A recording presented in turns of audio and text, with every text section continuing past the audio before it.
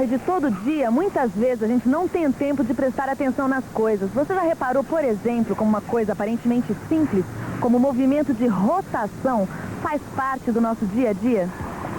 Os veículos nas ruas, as máquinas nas fábricas, estes são apenas alguns exemplos de como o movimento de rotação está presente no seu cotidiano. Até o nosso querido planeta mantém constante a inclinação do seu eixo, graças ao seu movimento de rotação.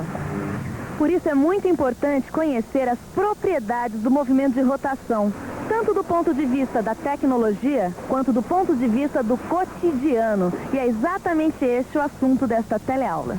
Na teleaula de hoje você vai conhecer melhor o movimento de rotação. Vai saber o que é movimento periódico, período, frequência e velocidade angular. E também vai aprender o que é movimento circular uniforme. E agora vamos dar uma voltinha, porque a nossa teleaula está apenas começando.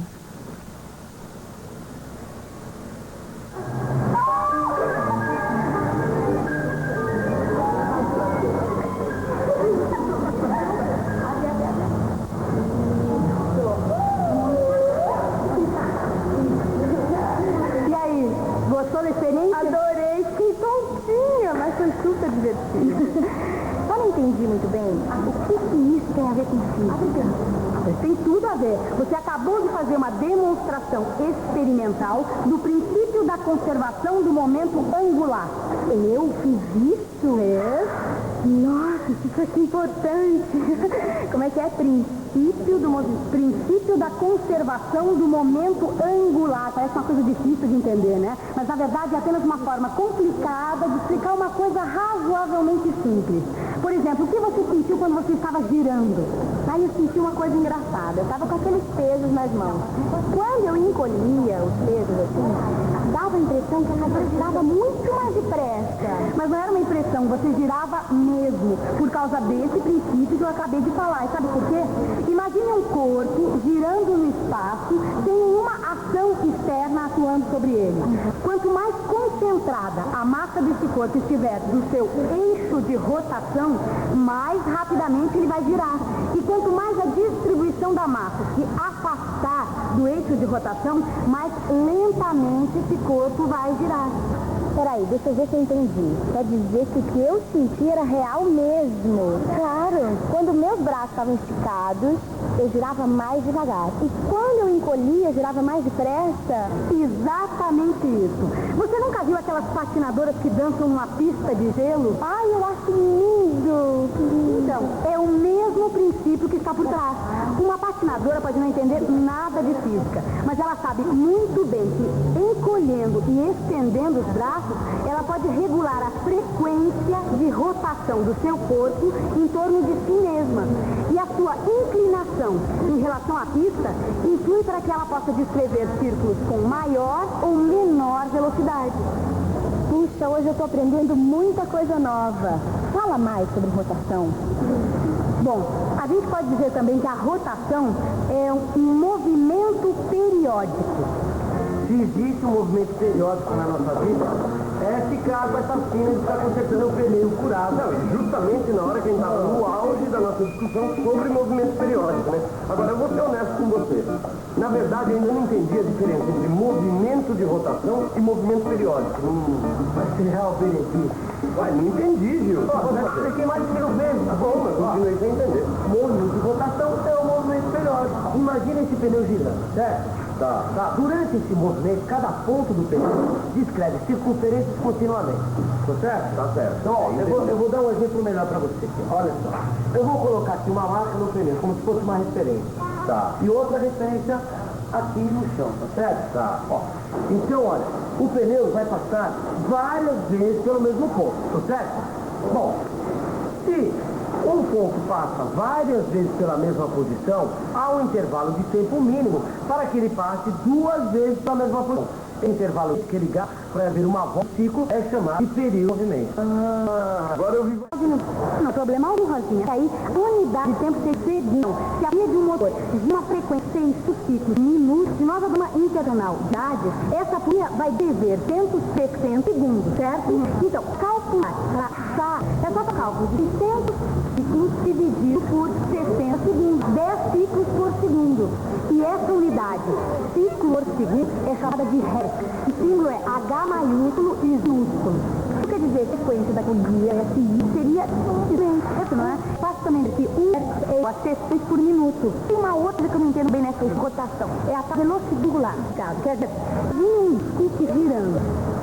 Esse disco gira em um determinado intervalo de tempo. Vamos chamar esse intervalo de tempo de delta T. Nesse intervalo, os raios descrevem ou varrem em determinado ângulo delta T. A relação entre esse ângulo e o tempo que foi gasto escrevê-lo é a velocidade angular do disco, que é o símbolo para a velocidade angular. E a gente faz isso matematicamente dessa forma. Ômega é igual a delta φ sobre delta T. Já reparou em física? Muitas vezes termo que parece antiquado para observabilidade do dia a dia. Quer ver um exemplo? Oi, por favor. O que é movimento circular? Eu não sei. Alguma coisa que movimento circulando uniforme. No geral, o movimento é todo movimento que gira em torno de um círculo na mesma velocidade. Um círculo. Velocidade antes. O próprio movimento circular uniforme, o MCU, é uma dica por feito. Agora é só um pouco de imaginação. Então, um disco girando com velocidade angular constante. Você já viu que a frequência e o período serão constantes. Aí, nesse caso, cada ponto desse disco deve um movimento circular uniforme. Use mais a imagem e tenha uma formiguinha e esteja sobre o disco. Você vai estar vendo a amiga descrever um movimento circular uniforme. Ô Gil, eu não entendi. Essa velocidade angular que você está falando, velocidade que a gente deu em outros momentos ou não? Olha, a velocidade angular é a velocidade em que um coisa escrito. Outra velocidade é a velocidade de um ponto, que pode ser chamada velocidade V. Entendeu? Pois olha, quando o ponto está em movimento, ele percorre distância um espaço-tempo. Então, ele traz. Então agora você viu o negócio. Presta atenção assim. Tende o valor de velocidade de um, vamos dizer, marca que eu vejo com o cima, circulatório, a gente vai encontrar sempre os números do ciclo. É ele porque o distância faz tempos iguais. Cada ciclo, o percurso vai ter o tempo de conferência. Então, o tempo para percorrer também vai, nesse caso, o período e o período de movimento uniforme é constante. Que o período movimento circular uniforme é constante. Período é constante, mas a velocidade não. A velocidade é constante e velocidade é verdade. A velocidade de um ponto que descreve um movimento circular único apresenta características ainda não vistas até aqui. Apesar de ter o mesmo valor numérico, essa velocidade não constante e sua sentido varia continuamente. Observe em A, a velocidade está da direita para a esquerda. Em B, de cima para baixo.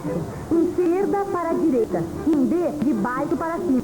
Sentido da velocidade variam em cada ponto. Isso é aceleração orientada para o centro da circunferência, uma aceleração centrípeta. Aceleração centrípeta. Bem, se é centrada para o centro da circunferência, certo? É isso aí. Por isso, se um automóvel faz circular com velocidade constante, ele vai estar acelerando. O que não aconteceria se ele estivesse em linha reta. Mas essa aceleração não vai alterar o valor numérico da velocidade. Ela contribui para o automóvel gerar curva em sua direção.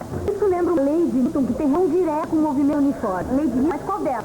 Na verdade, das três leis, duas são diretas ao movimento uniforme. Uma delas é a seguinte: o corpo tem velocidade constante em trajetória retilínea. Força resultante sobre ela movimento circular uniforme. A trajetória não é retilínea, já que a resultante não é certa. A outra lei estabelece uma relação força resultante e aceleração. Se a resultante é proporcional à aceleração, existindo aqui existe a força resultante. Daí, o que pode deduzir disso? Bem, pensar pouco. Vamos pensar. Bom, eu já sei que a força resultante é proporcional à aceleração. Existindo a aceleração, se força... e se a aceleração é centrípeta, ou seja, orientada para dentro, a força resultante também será orientada para o centro da circunferência. Isso mesmo, a força resultante também é centrípeta. É isso aí.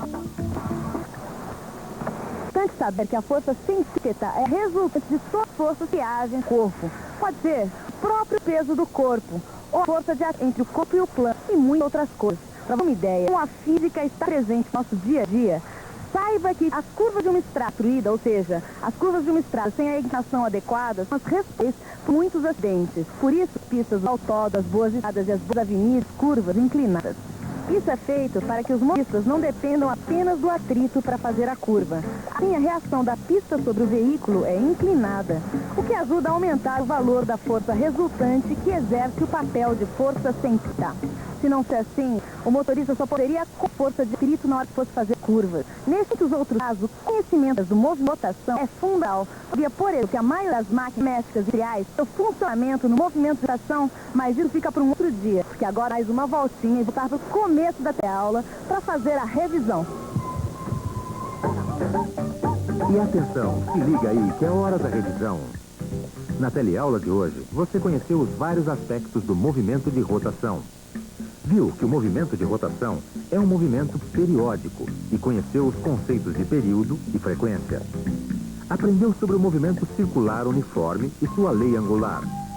E viu que é impossível existir um movimento circular sem a força centrípeta.